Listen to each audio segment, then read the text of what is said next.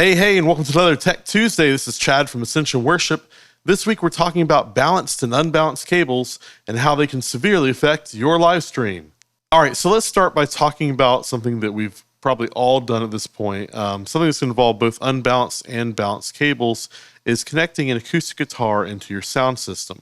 Now, when doing that, you're going to be using something like this. This is an instrument cable, or as we're going to refer to it as a TS, or unbalanced mono connection. And what this is it has two connectors on it, a sleeve, which is connecting our ground. Every cable we're going to talk about tonight has this at some point. And then as far as audio goes, it only has a tip, which is sending a positive signal. Which we're going to talk about thoroughly tonight. So if you see in my little drawing down here, I've got a positive waveform, meaning it's starting by going up. And we've also got this yellow guy that is the amount of noise you'll be picking up in your signal. Now, if you've ever gone shopping for these cables, you'll notice that they come in pretty short lengths. Usually they max out at like 18 to 25 feet, somewhere in there. You never see them in 50, 100, 200 foot cables. And the reason why is because when you run this cable over a long distance, it tends to pick up more and more of this noise, and your original signal tends to get a little bit quieter. So if you were to run a 200 foot cable, you'd be going through over power lines, through radio fields, and you'd end up with a really nasty buzz or hum or something by the time you got to your sound system. This is why you need to use balanced cables. So a common example of a balanced cable is going to be an XLR. Now, let me start off by saying that your cabling doesn't actually dictate whether or not your signal is balanced or unbalanced. The cable is just a means, a vehicle of getting your signal from one point to another. But something like an XLR can handle a balanced signal because if you notice, it has three connectors on it. So instead of having just a tip and a sleeve, a positive and a ground, this guy has three connectors. So it's got a ground, a positive, and then the important thing is it has a negative. So to actually make this cable work, in our situation, you need a direct box. So what a direct box will do is actually convert, not just adapt, your unbalanced input, your acoustic guitar, and it will give you, instead of a ground and a positive, it'll give you ground, positive, and a negative. And so if you look over on my little crappy drawing over here, we have a positive signal with noise, and then we have a negative signal, and the noise is facing the same direction. So the reason why this is awesome is because what ends up happening is when you go into a device that's expecting a balanced connection, it's going to take that out of phase waveform that you have, and it's going to once again flip over the negative side. And once you do that at the mixer board, in this case, you're now taking your negative signal and making it positive.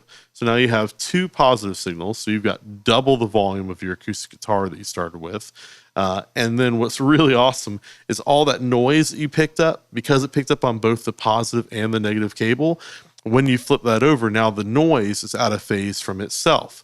So you end up with a louder original signal, your acoustic guitar, and a much quieter noise signal that's picked up on the cable. And this is why you can run a 200 foot, 300 foot XLR cable with an acoustic guitar plugged into it and not have a lot of noise, whereas if you did that with an instrument cable, it would not be a good situation. All right, so to complicate things a little bit more, here is a TRS connector. So a TRS connector, just like our TS connector, is a barrel connector, but just like the XLR, it has 3 points of connection on it. It has a tip, a ring, and a sleeve, TRS. Now, the tricky thing with this cable is, like I said earlier, it all depends on what you're sending and what your receiving devices are. So in this case, this same connector can either be a balanced mono connector, as we see on the left, with a positive, a negative, and a ground, or it could be an unbalanced stereo connector. So on the right, you can see we have a left, a right, and a ground. Now, both those left and right are going to be positive for our conversation that we have here. And so this is where things get a little tricky. Is that ring going to be negative, or is it going to be a positive right? And that can have huge ramifications for your sound, as we're going to see in a moment here.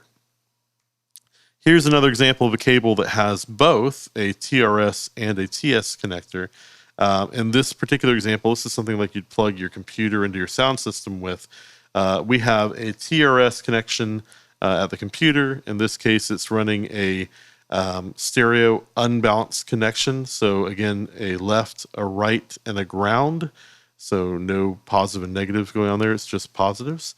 And then over on the other end, and this is a fairly short cable, we have the black end is going to have the left-hand channel come out of its tip, and then the red cable is going to have the right-hand channel come out of its tip, and they both are sharing a ground through the sleeve. So again, this situation, unbalanced stereo. All right, so let's get into some audio examples. This will be fun. I've got a keyboard hooked up, and we're going to start by talking about a situation in which you're doing it right. So we're sending balanced mono output, so a balanced output on the back of my keyboard into a balanced mono input. So if you can see over on the mixer here, channel 1 has a TRS input on it. The volume's up. So if I play the keyboard, it's going to sound like this.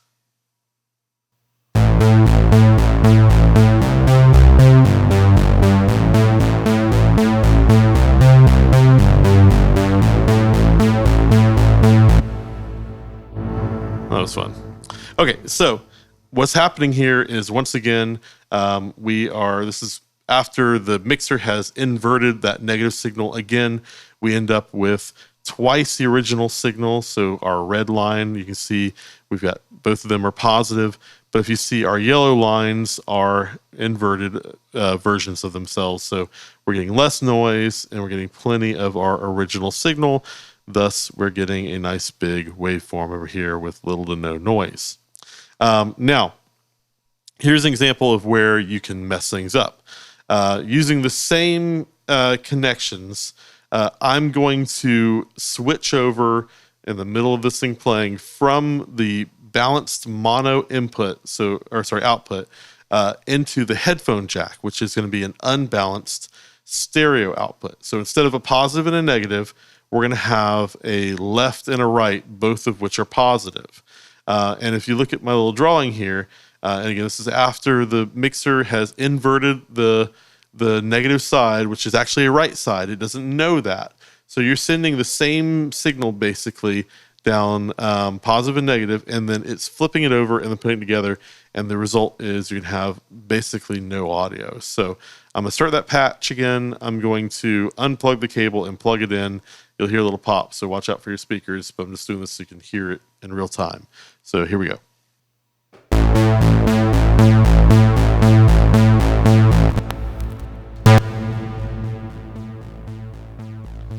So there is a little bit of signal in there. That's because this is an analog keyboard, so it's not perfectly even on left and right. But you can hear it's a much, much quieter signal. So I'm going to unplug that again and plug it back in to the mono output. So there's our full volume. And here we go back again.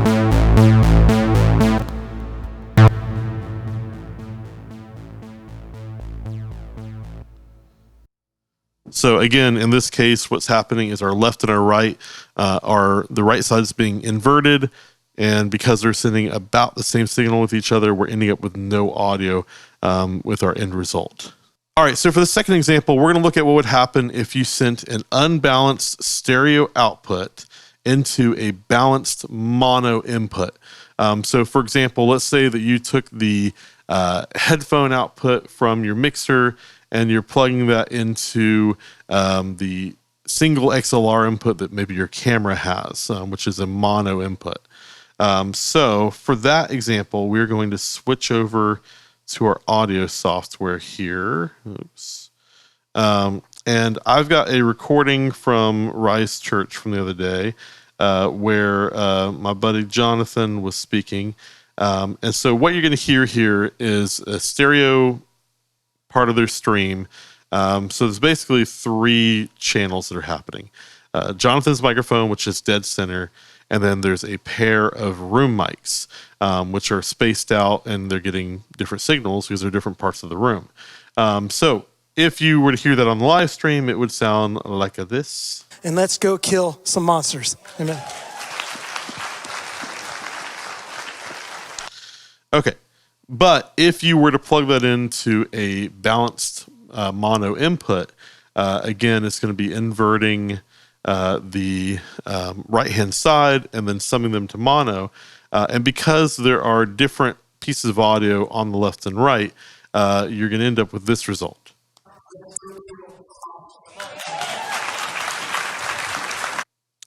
So if you caught what happened there, everything in the center, so Jonathan's microphone, is out of phase and canceled out. Now, because you hear him a little bit in the room mics with his microphone bouncing around the room, you still hear a little bit of it because those mics aren't perfectly out of phase from one another, but it doesn't sound natural. So again, here's the original audio. And let's go kill some monsters. Amen. And then plugged into a mono balanced input.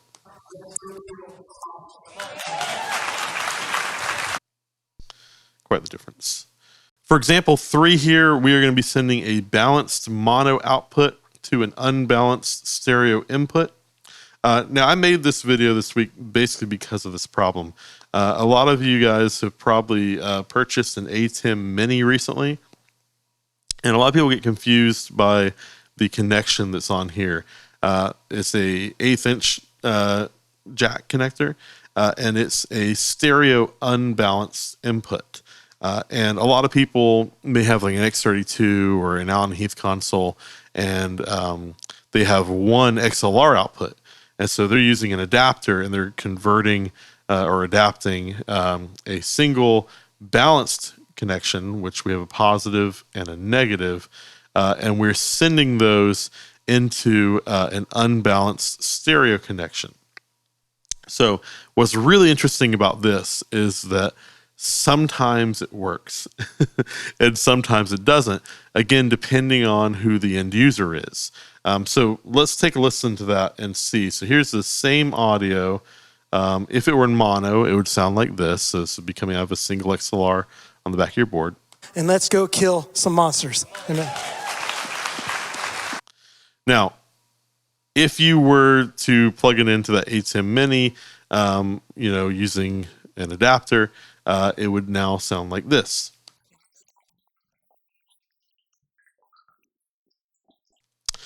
And what's interesting about me even doing this test is depending on what you're listening to right now, you may have heard it just fine. It may have sounded kind of like you were, I'd like to describe like your head's above water and you're hearing some weird stuff going on, like if you're in a pool and indoors or something.